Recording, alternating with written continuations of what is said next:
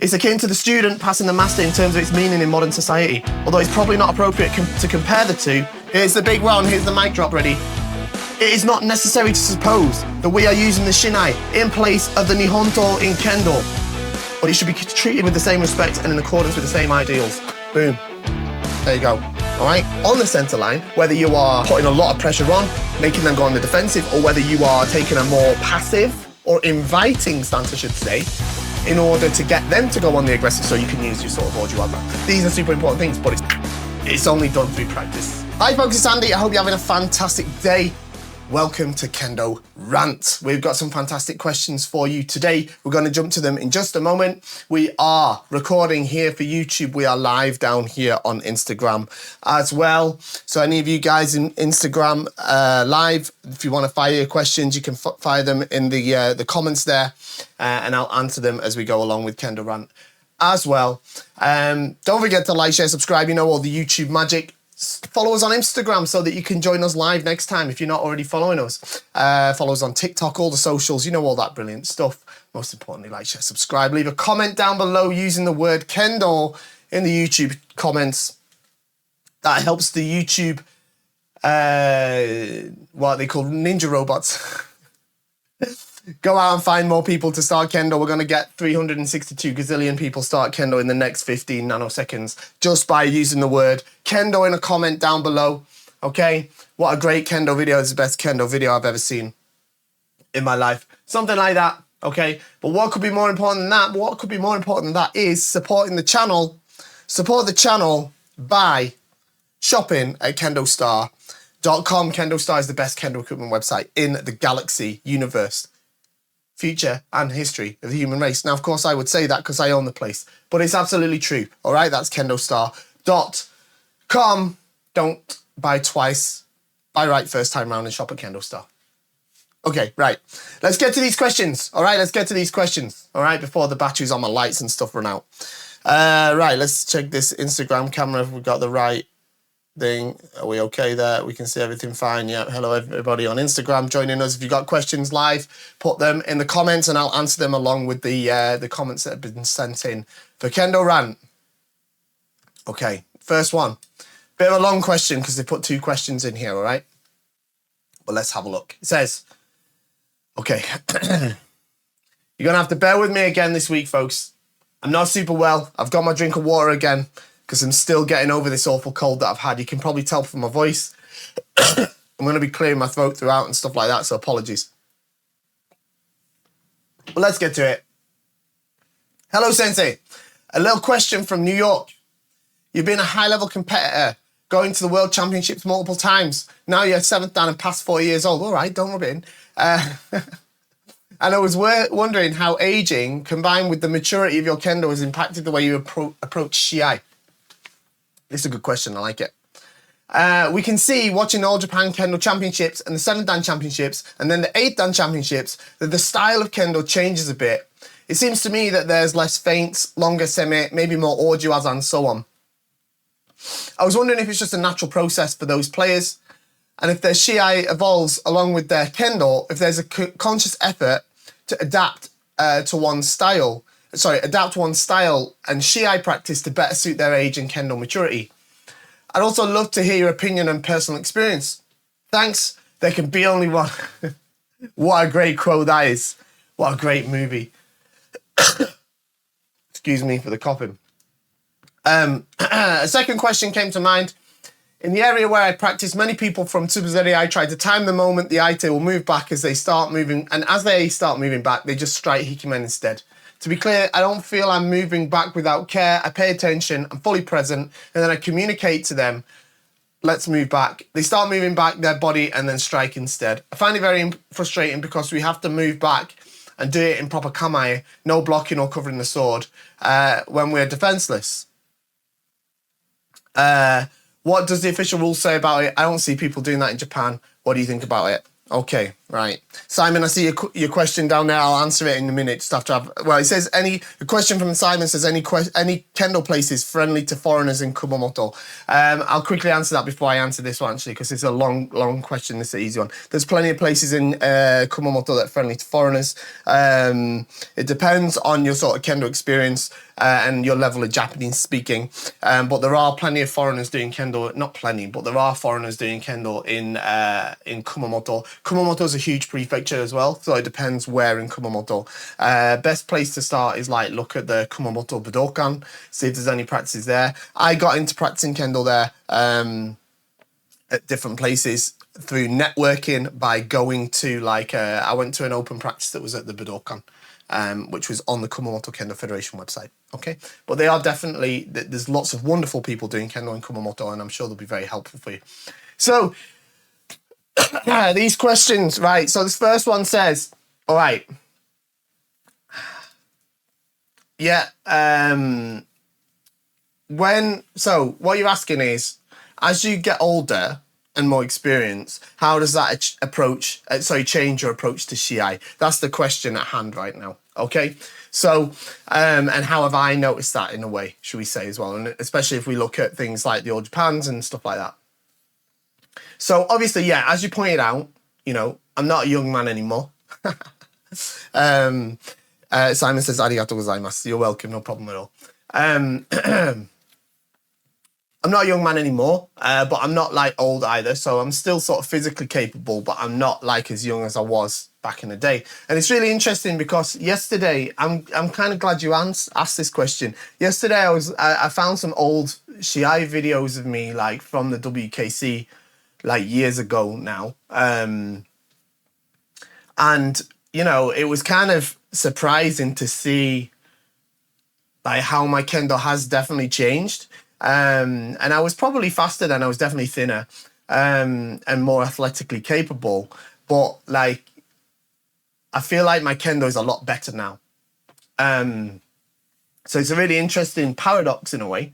Does that mean that I could do well in the World Championships now? I don't know. I don't have I'm not in the position to find out. But what I do feel like is that, yeah, my mental approach to Kendo has changed an awful lot over the last especially over the last 10 years as I've been participating in Kendo as a sort of higher level, I don't like to use the word higher level, to be honest, but what in Japanese would be called kodansha, so 6th dan, 7th dan, sort of thing. Of course, it's changed the way that I've had to do my Kendo, and it changes the way that I have to interact with my opponents. I do have to think more about semi and how I can control the interaction rather than whether I can just win with speed or, as you mentioned, feints. Now, it's interesting you use the word feints because I think it's really interesting that if you watch how can we say? If you watch the 8th Dan Championships, I don't think it's right to say that there's no, in the strictest sort of terms, feints applied in those tournaments. In fact, if you watch the final point from this year's, I remember that Eiga Sensei was able to encourage his opponent to raise his hands so that he could strike the uramen. And this is, in a way, it's a kind of feint. I don't think that's the same as just a random feint, though. That's come from a place of semi, and it's a technique or an opportunity that's been created through the sort of ongoing interaction with his partner.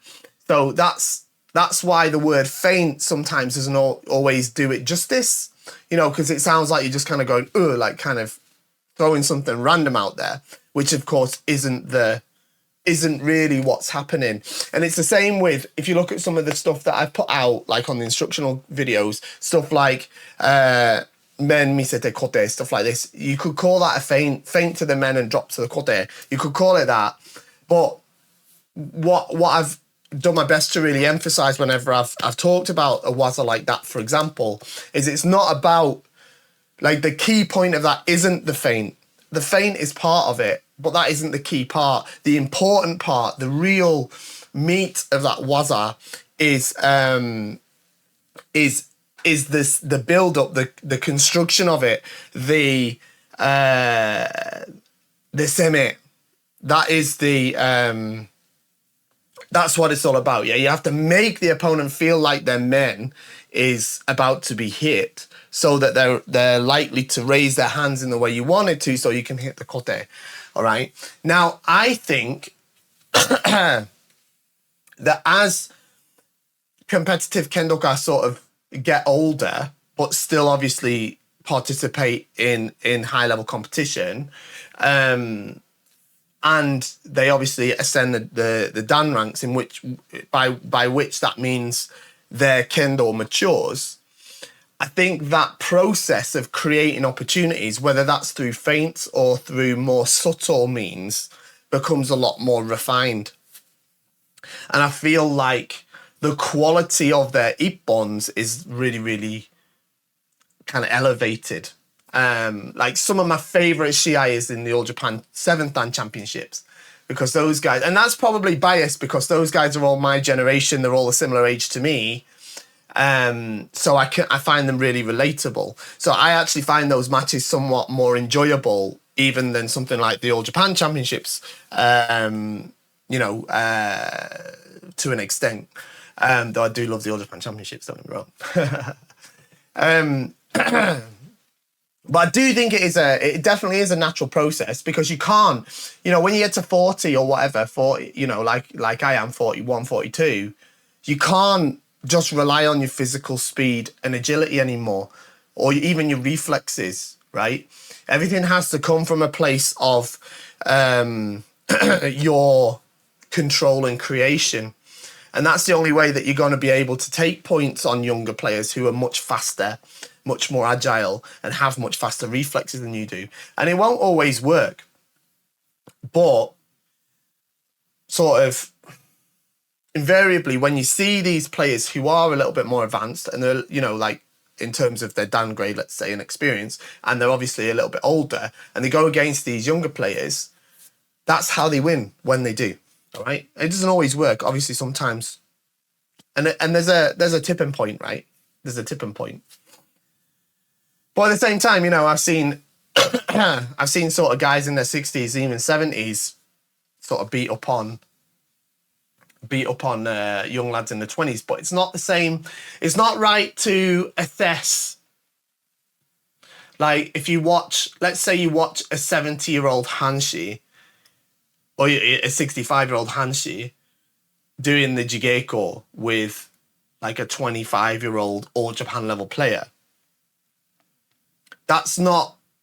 You're not going to see the same content as if you were if those two individuals were to ever to do a shiai with each other. Not that that is likely to happen, all right? Because it's just such a different sort of context. Overall, if that makes sense. I don't know if I've answered that question or if I've just sort of danced around it all, but I thought it was fun to talk about. The second question was about Suberi, and you said that what you found is that when you come to Suberi, and just as you feel like there's a mutual separation, they're hitting the hikimen. And you don't, you're not sure about, you find it frustrating, and you're not supposed to sort of do this stuff when you're moving back, which is correct, and about what happens in the rules. So I think people in Japan do it. You did say, you don't see people in Japan do it. I think they do. But I've done a video about this, actually. I've done a video about it because it's a grey zone. Because you're allowed the duration of one breath, which is around 3 seconds, but it's not 3 seconds. It's what the Shimpan consider to be a fair amount of time for a continuous, semi to be held for. And then, so there's this sort of grey area where, yeah, it's difficult because obviously it's super case by case. It's super case by case, all right? what the key, right, is that the separation has to be mutual.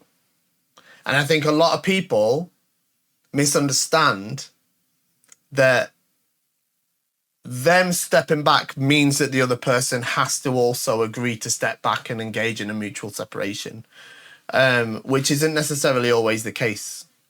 You know what I mean? So if you're like, right, okay, we're going to step back now, and you just kind of, what they would say in Japanese, katani, just like by yourself, just step back, bam, and they hit the hikimen, that's valid. It's valid, all right? What you can't do is, say you're here, then start to separate, and like start to separate and then hit the hikimen. This isn't allowed, all right? It's not valid to do that. And it can be a hansoku even if you like trick the other person into thinking that they're going to separate, right? Oh, let's separate, especially if you start nodding. Let's separate, bam, and then do this. This can be a hansoku, all right? I think here's where I think the issue is, and this was the bit in your, I know you guys on Instagram can't see the text on the screen, but here's where I think the sort of key to the issue kind of shows itself. You put pay attention, I'm fully present, and then I communicate to them, let's move back, right? Well, you don't need to communicate to anybody, let's move back, okay? And it's not your decision, let's move back, right? It's mutual, right? So what you're saying is you say, let's move back, and they hit you, and you're not happy because you feel like you wanted to move back, right? I get it, it's hard to read, okay? But what you have to do is you have to stay aware. You have to keep your feet in a position to strike. Keeping your tsubazeri. And when you think that there's no chance for you to strike, then you have to begin to separate, okay? You have to begin to separate. And you have to do it quickly. You have to do it quickly, all right? Quickly, all right? And if they try to hit you, you can block. You can block. That's not allowed, all right? What you don't want to do is go, well, I was moving back and he hit me. So that's not fair. That doesn't fly, you know? So if you start moving back, right, and they go to hit you, block, defend yourself, all right? That's okay. What you can't do is start doing all this stuff whilst you're moving back before anything's happened, or start whacking on their shinai and stuff like that, or going on the gakukosa and stuff, right? But you have to keep your attention and your wits about you, all right? It's still a fight. It's still on. The match is on still, all right? So that's super important, okay? Of course, it's case by case, okay? That's really important. Okay, we're going to move on to the next question. Thank you, everyone who's joining me on Instagram Live, by the way. We are doing Kendo Rant right now. If you've got questions you want me to answer in Kendo Rant, pop them in the comments and I will answer them as we go along, as well as the questions that we've got in advance. This next question says, hello Fish Sensei, I wanted to ask you, if you ever had to use a shinai that was closest to an actual katana, what would it be? Perhaps Tokan grip. I think you mean koban. Let's put koban. Koban. Welcome to Andy's Japanese classes. Underqualified. With a shorted skirt and a kotogata style base. Whatever your answer is that shinai something available for purchase? Thank you very much in advance. So, what kind of shinai will be the closest to an actual sword? It'd be like really short, right? It'd be like a 36 or 3.6 is actually the correct, all right? So one thing you should know about shinai measurements, by the way. It's not written on this one. I've got an old shinai here with it's my daughter's. It's got a name on it. Sometimes there's a number here, saying the length of the shinai. For adults, it's usually 3.9. Sometimes we call it 39, but it's 3.9. It's 3 shaku and 9 sun. That's what that stands for. But if it was to be the same as a real katana, then it'd be more like, I think 3.6 or something like that, probably. I don't know that much about real katana, but you know, it would also, yeah, probably be like a koto style, right? Surely. And yeah, I guess a koban style grip would be with a shorter tsuka, because they tend to have little tsuka, don't they, like the bokuto does. Would be similar to a katana. And is something similar available for purchase? No, it's not. And the reason it's not is, here we go, ready for the controversial opinion drop. I'm losing this voice though. I'm going to drink the water before I do it. I think a lot of you know what I'm going to say. Are you ready? You ready? Shinai is not supposed to be a katana. Oh no, he said it. He said it. Shinai is not supposed to be a replacement for a katana. It's not. I can prove it because it's in here. And this is by Zen Kenden. All right? Literally says it in this book. Shinai is not supposed to be the replacement for a katana. All right? Because in Kendo, we're not simulating realistic duels with katana. Said it. Uh-oh. Cancelled. That's it. Channel's over. It's true though. All right? I'm trying to find the page in here because I think it's super brilliant. In fact, it's there. It's come up right now. Takeyasu Sensei wrote it in this book here on page. There's no number on the page. Page unnumbered. All right, but it's in the introduction. Under the bit, Kendo is a manifestation of Japanese culture. It says, with regards to the relationship between the Nihonto, right? That's the katana, right? Nihonto means Japanese sword. And the Shinai, the latter, being the Shinai, was created for the purpose of studying the principles and ideals of using the sword, for using the sword. This was possible, as I've already mentioned, through the sorry, I had a bit of a technical issue there with the AirPods. Can you guys on Instagram still hear me? Let me know if you can still hear me. Anyway, after Nihonto's role as a battlefield weapon diminished, it became a symbol of the warrior's authority for self-defense. Yeah, so on. If the two implements are compared, so this means the Nihonto and or the katana and the Shinai, the artistic value of the Nihonto far exceeds that of the Shinai. But the Shinai plays a principal role within the greater system of Kendo. All right? It's akin to the student passing the master in terms of its meaning in modern society. Although it's probably not appropriate to compare the two. Here's the big one. Here's the mic drop ready. It is not necessary to suppose that we are using the Shinai in place of the Nihonto in Kendo. But it should be treated with the same respect and in accordance with the same ideals. Boom. There you go. All right? I didn't say it. Boss of the ZNKR said it when he was the boss. Different boss now. But that is what's written there. All right? Shinai is not supposed to be a direct replacement of a katana. All right? It's not supposed to be that. All right? We treat it with the same respect. We use it to explore the principles of the application of the sword. But it doesn't mean that what we're doing is a direct replica of what you would do with a katana. The way you strike with a Shinai is not how you would cut with a sword. People who do EI love to tell me this, all right? And I believe them. I totally believe them and I agree with them. Because it's even the same in the kata, right? The way you use the bokuto is not the same as you would use the Shinai, all right? It's not the same, okay? And that's cool because that's, as the book says, in a way, in fact, what it's saying, and I love this, and this is what's really going to upset some people, the Shinai has become more valuable than the katana because it allows us to explore these principles, these training methods, these avenues of self-discovery that we can achieve through Kendo without actually chopping each other up. Yeah? It's a brilliant thing. It's absolutely brilliant thing, all right? So, yeah.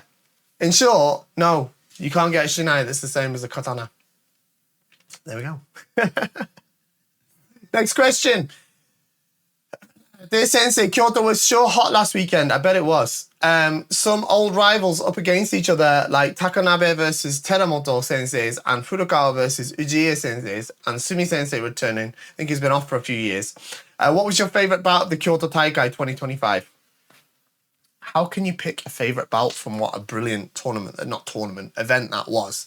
I cannot pick a favourite one. I just can't do it, all right?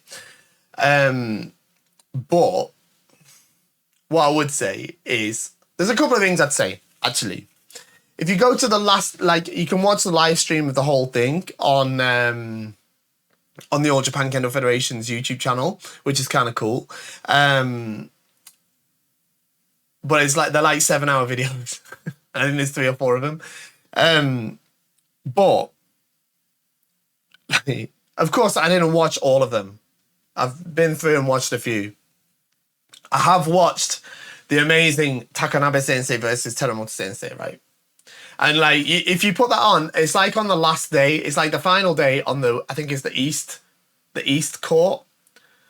Like the first, like, probably hour of that video is just awesome matches afterwards. I mean, the whole video is, don't get me wrong. But you've got like legend after legend coming up there. And that was really fun to watch that. Like the first like 10, 15 matches on that court are awesome. But there's so many other brilliant matches around, you know, all over that event. It's absolutely awesome. But what I would say is, and this happens a lot at the Kyoto Tai, is the Kyoto Tai is a little bit a unique tournament. It's not tournament, like event. Like it's a demonstration Shiai, right? So they pair to each other. They get one match. It's a demonstration. There's no like champion. And everything except that it's split into divisions of shogo, right?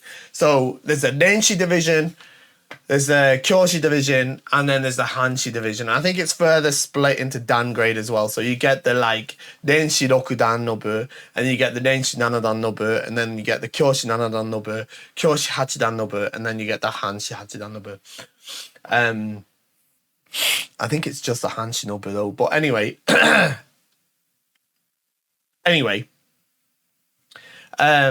think they do let people from outside Japan join even if they don't have the shogo. Actually, I think if you have Rokudan, you can join even if you don't have the shogo. I've never joined it yet. I want to. I've just never had a chance. Probably do it next year.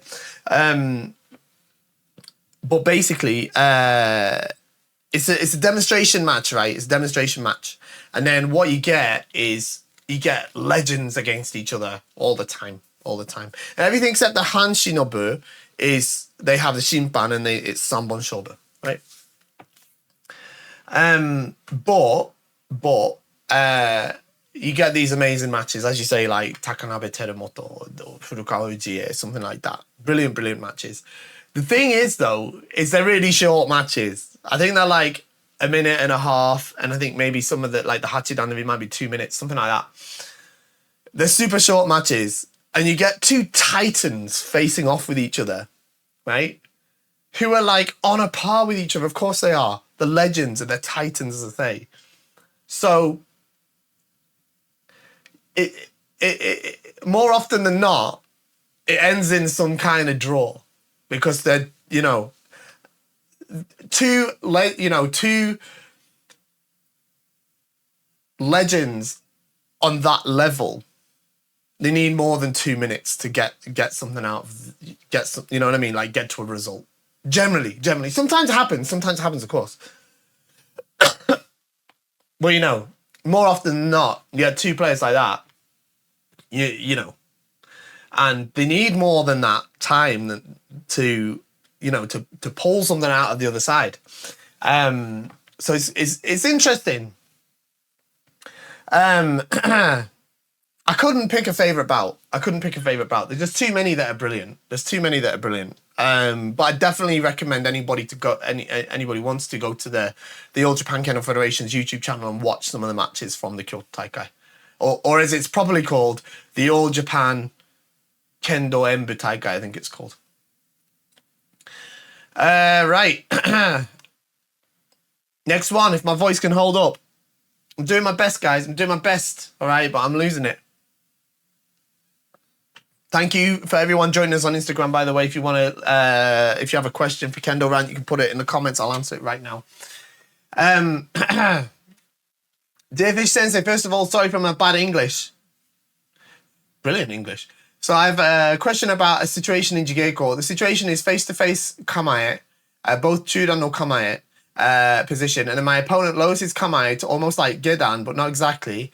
If we wanted to be precise, the top tip of his shinai is pointing to my stomach. And the thing is that its position is really annoying me.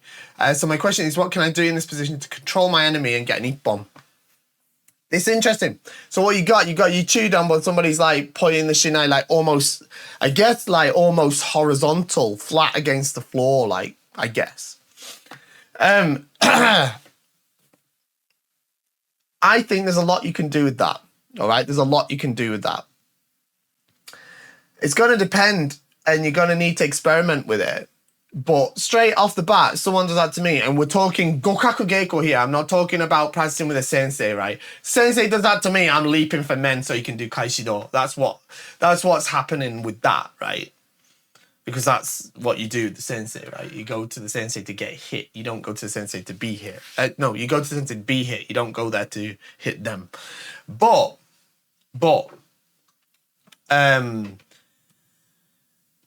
if it's like gokaku geiko, the equal practice, like with a peer or a shiai, there's loads. Obviously, ski is wide open. Ski is wide open if they're doing that, right? Men is pretty open as well, so they're not going to do a lot about it. You could do like the harai otoshi, like bash the shinai down from the top, bam, bam, like this. But what I'd probably do is I'd ride on top of the shinai with mine, start pushing it from above. Right, so they started off here. They're pointing the shinai basically horizontal, like towards your stomach, like this. Right, what are you gonna do? I'd start to push on it from above. Right, I'd start to push on it from above, and then what's gonna happen is this whole space in front of them is gonna be open. Right, it's gonna be open, and they're gonna be like, oh, wait a second, this is gonna be really easy for them to hit my men, and they're not gonna want to get hit on the men. Right, you got two choices. You can hit the men, but they might be able to block it. But what they're definitely going to do is they're not going to sit there and let you hit their men, right? So this is a great chance for you to do something like move up towards men and then drop to kote. Is maybe a chance for you to move up to this side of the men and hit the ura men, like we just talked about in the Hachidan Taikai. There's all sorts of things, all right? You just got to be a bit creative, all right? Of course, it's super case by case. And I'm just going off what you've described in your text, right? But you can ski them. You can get them to be afraid of being hit on the men so that they'll raise their hands so you can hit the kote or you can hit the men. Or you can be a little bit patient, get them to hit you and use ojiwaza as well, of course. All right? So there's lots of options. You just have to experiment, okay? If it's jigeko, don't be afraid to get hit. That's what it's for, right? Okay. We're nearly there. You're going to have to put up with my broken voice a little bit longer. Hi, Andy Fish Sensei. I just realized I have a huge hole in my kendo. Uh-oh. I keep losing the center. A senpai pointed it out to me. He said I shift my shinai off center the moment pressure is applied, which lets him strike men easily, especially since he's tall. Yeah, that'll happen. He told me to stop reacting and focus on holding the center. In our next jigeko, I improved a bit. He said I was starting to protect it, making it harder for him to strike men. Then came his next challenge to me. Don't just take the center, actively use it. This is good advice. I can't remember his exact words, but the message is clear. I need to develop the skill to take or retake the center, feel what's happening through the kensen, and read the opponent's intent to choose the right waza. Okay, this is all good. So my question is, you're going to ask me how to do it, aren't you? How do I improve my ability to make taking the center the core of my kendo? Excuse me for coughing. I'm still not right, you know. Also, would this help with ojiwaza? I've been told I need more variety and not always strike first. Thanks as always, your answer gold. Okay. So this is one of those categories of questions that we get from time to time. In fact, we get it every rant, don't we? We get it every week, all right? But it's important, and I'm glad you've asked it. What the advice you're being given is good advice. It's good advice, all right? The problem is, your question to me is, right, here's a really kind of key and core concept of improving my Kendo. Like, how do I do it? Is essentially, how do I improve to do it? And the answer, I'm afraid, is the same as it always is. Practice. All right? Unfortunately, there's no escape from it. Yeah? There's no quick fix. There's no, okay, oh, we'll just do this and then suddenly everything works. It doesn't work like that. All right? And no, sometimes you look at these people on YouTube, maybe in your dojo or whatever, and you think, wow, they make it look so easy. They make it look so easy. And they do, but that's because they have hammered the practice over and over and over and over. All right? Over again. All right? And it's never enough. Yeah? It's never enough. Yeah? So, you're right. You need to keep control of the center, or at least understand how to use the center. It's not always pushing your Shinai into the center. All right, that's not the right thing either. Sometimes, as you say, you have to use it. Sometimes you have to let them take it so that they're more inclined to want to attack you, so that you can use that situation in order to use your own Ojiwaza or Debanowaza or whatever, right? But you obviously you don't want to just let it fall away when you get under pressure, right? I'm sorry, there isn't a, oh, we'll just do this and it's fixed. You just have to experience it. You just have to keep doing it. Keep concentrating on it. Keep doing your Keiko and accept that it's not going to work straight away. All right? It's not going to work straight away. You have to be patient and keep working on it. Polish it, polish it, polish it, polish it, polish it, and it'll get there. All right? And yes, it'll work with Ojiwaza, because as I say, once you have a good control of the center, understand how to use the center with your Shinai, then you have the understanding of how to make that influence the actions of your opponent. And that's going to make it more likely for them to go on the defensive or the offensive, depending on how you act. All right, so that's up to you, but you have to understand how to properly work the center line and interact with your opponent's Shinai on the center line, whether you are putting a lot of pressure on, making them go on the defensive, or whether you are taking a more passive or inviting stance, I should say, in order to get them to go on the aggressive so you can use your sort of Ojiwaza. These are super important things, but it's only done through practice, all right? It's only done through practice. But it's great because you're recognizing it, you're being told it, and it's good advice. It's good advice. So take it and give it a go, all right? Give it a go. Don't expect it to work quickly, all right? Nothing works quickly. Excuse me. Okay, hi Sensei. It was a pleasure seeing you at the London Cup, and thank you for the amazing tenogiri. They're absolutely quality. No, thank you very much. It's good to see you as well. At the London Cup, after what I felt was quite an up and down Shinai, I saw some very talented players. Quite a humbling experience because whilst I felt an improvement in my own Kendo compared to those I saw, it made me realise I have many more mountain peaks to hike yet. Yeah, well, don't we all? It lit a spark for me. I want to travel further to experience and learn from these players. Excellent. Yeah, I mean, there was a lot of players from around Europe that came, right? In your experience, how did you manage to travel to other places outside the country, not necessarily just Japan, to practice and learn from people you were inspired by? What worked for you? How often did you travel? In my case, like many others for sure, I work full time and money's obviously quite tight these days since with living costs and expenses being shot up, of course. However, what I'm starting to see is that the level that I saw at the Shinai will be much more difficult to get to if I don't start making the efforts to travel out and expand my training outside of my immediate dojo. Goes without saying that I'm not planning to travel every week outside the country, but once in a while will be good. Okay, yes, so good. I understand exactly what you're saying, all right? The worst thing you can do is practice Kendo in your own little bubble, all right? And I think there's a massive problem with that in general, all right? Yes, you need to, expand your network of people that you're practicing with. It's super, super important. And now what you're asking me is a very sort of practical question in terms of how have I managed to do that? Because I've been very lucky. I've been very lucky, all right? Let's be very, very clear about that. I've been very lucky in that I've been, I was able to make it work out by moving to Japan. I'll be honest, I hadn't traveled the world very much at all until I joined the national team for Kendo, okay?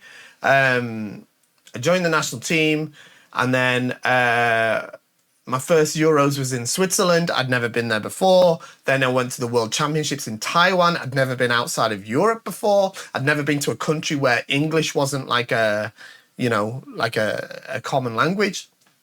It was super culture shock for me. And then I went, going to these different places through going to Shinai. So I was very lucky in that regard. Then I moved myself to Japan, and I was very lucky that I managed to get that to work out. And then, I just had to. Of course, I've always worked full time as well, and and I understand living costs and stuff like that. I was a pretty young parent. I had my daughter when I was 24, So whilst I was trying to build my life in Japan as well as getting my Kendo, training in, I also had two babies, right? That's thanks to the support of my wife, of course, that I was able to do that. But I was, so I wasn't traveling away every week and stuff like that, but I was very lucky that I was able to experience traveling to different places. One of the best trips I ever made was I went to Los Angeles and spent some time with the guys in the US there, because I really, really admired them and I got on with them really well, from having the pleasure of doing Shinai with them in the World Championships. So going and spending time there was fantastic, and I went up to Canada as well, which is great. But now, of course, it's a little bit different. I'm in a bit of a privileged position because I'm in a very lucky situation where I get invited to go to a lot of places, and I get to travel a lot. Which is why I went to Zurich Cup, for example, in Zurich, Switzerland. It's very difficult because, it's not easy for me to say, well, just do what I do, because you can't, because I'm in a very privileged position in that regard. But I think, like, even if you just did it once or twice a year, like if you just went to somewhere in Europe, I think pretty much all the places in Europe are very open, very friendly, very happy to have visitors if you're open and friendly and you want to, genuinely learn, enjoy Kendo with other people. And I'm sure they'd be more than happy to accept you. But I appreciate it's expensive. The other option, of course, is, if you're in the UK, then the other option is to go to the European Championships when it's on. You go and support the European Championships. I'm pretty sure that there's a Godo Geiko afterwards. I don't know what the criteria is for joining in, but it seems to me like anybody can just join in. I see all sorts of people joining in. So that's another way to sort of mix with different people. So yeah, there's lots of ways to do it, but you can't do it every week, as you say. You just have to try to work that in. But it's hard when you've got, you've got a job, you've got family and stuff like that. It's not easy. I get it. Okay, next one. We're not far away. Hi, Sensei. I recently heard about the passing of Roll Knudsen Sensei. My condolences to the British Kendo community. I was reading about him, and it seems there's a difference between British Kendo Renmei and the British Kendo Association. What are the differences exactly, and do you think the two will remain separate following his passing? Obviously I heard about the passing of Knudsen Sensei. It's very very sad thing. He was clearly a pioneer of Kendo in the UK.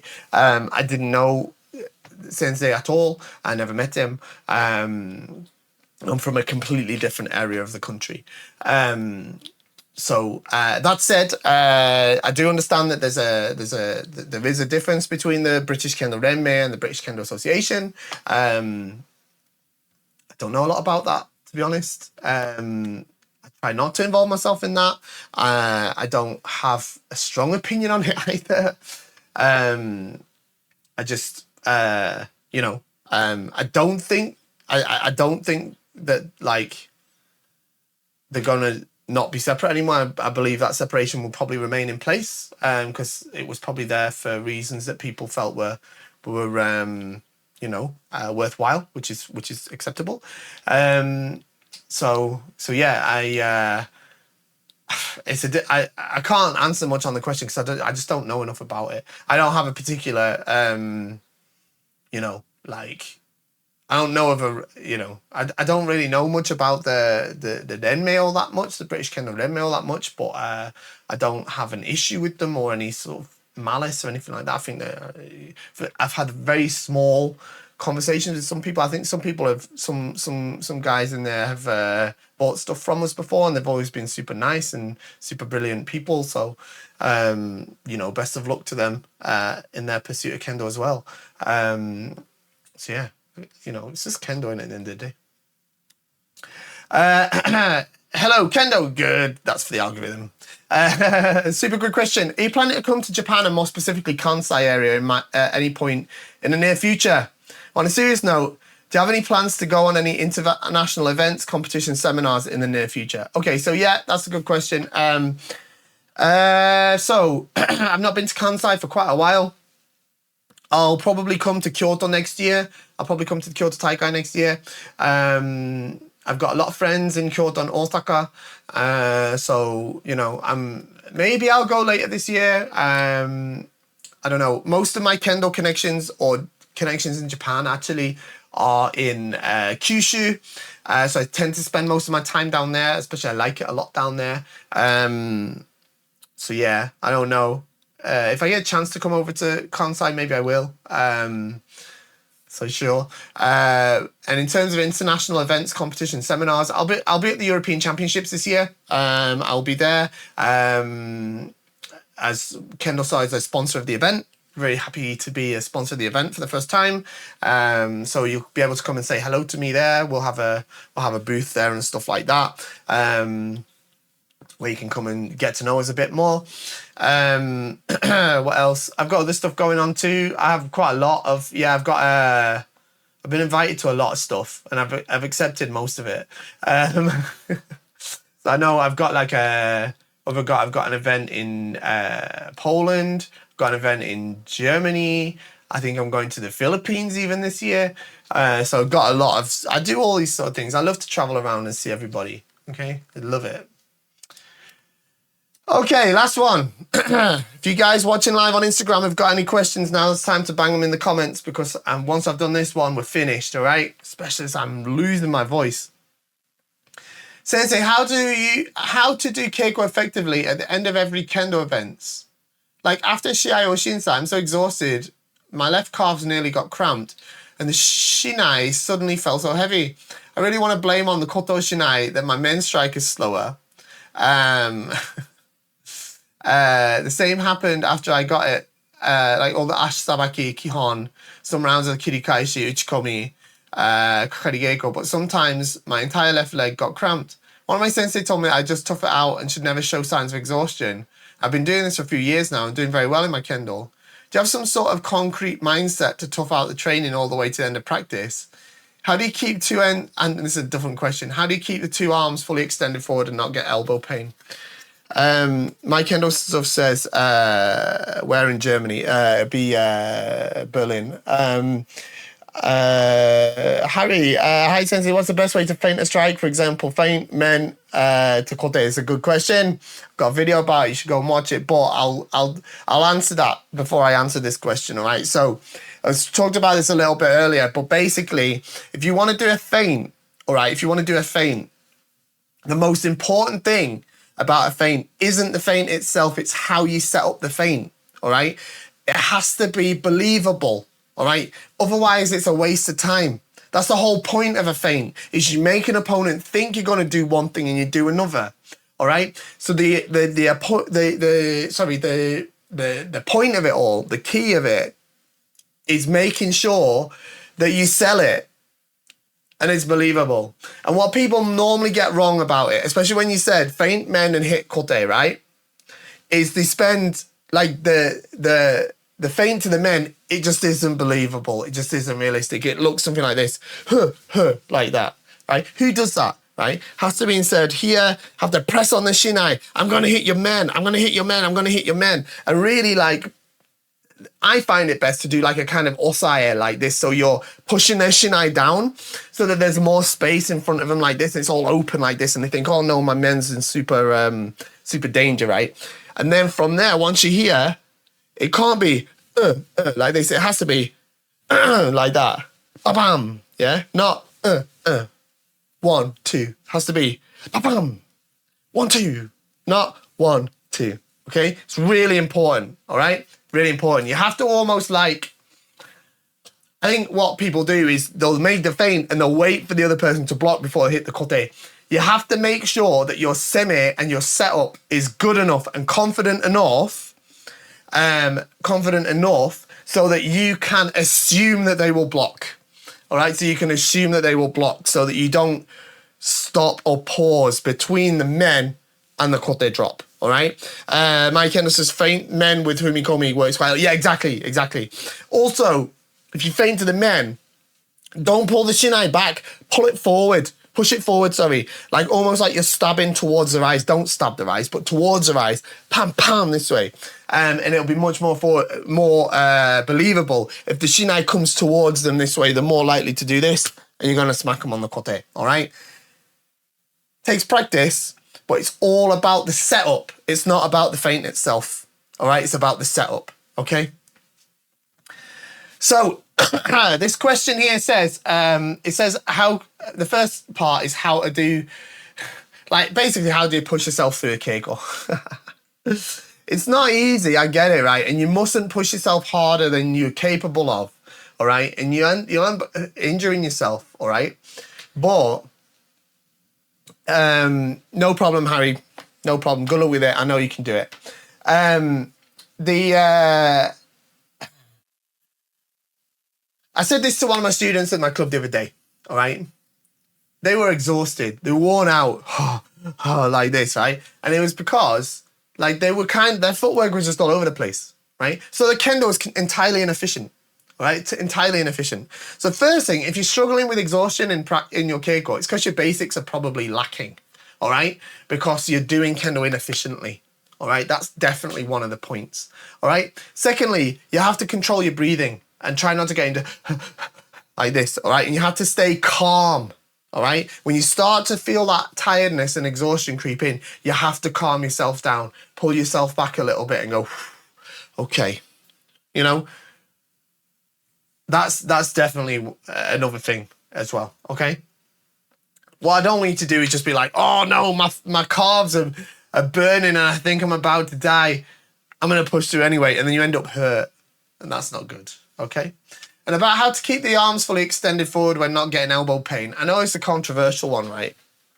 But for me, when you make the men strike, I extend both my arms fully, all right? But not lock them this way, all right? And what's super important is that you relax, right? And that there's elasticity in the whole action. Bam, this way. All right, elasticity in the whole action, all right? So that it's not a hard shock against your elbow. Does that mean you'll never get elbow pain? No, it doesn't. All right? No, it doesn't. Unfortunately, I think that, like, elbow pain is something you experience as a kendoka at some point. All right? Especially if you practice an awful lot. But that is what it is. All right? But I think you can prevent it by that. Relaxing a lot is definitely going to help. And there we go. We're at the end of the show, folks. Thank you, everybody, for joining me. My voice managed to last out until the end. Hopefully, I'll be back on form next week. I'll have finally kicked this cold out the door. It's been 2 weeks. 2 weeks I've been sounding like this. I've been coughing. I haven't been able to do keiko. I am crawling up the walls wanting to get my bogo on and do some kendo. It is really driving me insane. All right, so hopefully next week, this can be the end of it. I can get back to normal. Well, thank you for joining me. Don't forget to like, share, subscribe. Thank you, everyone on Instagram, for joining the live. Like, share, subscribe. Follow us on Instagram. Follow us on TikTok.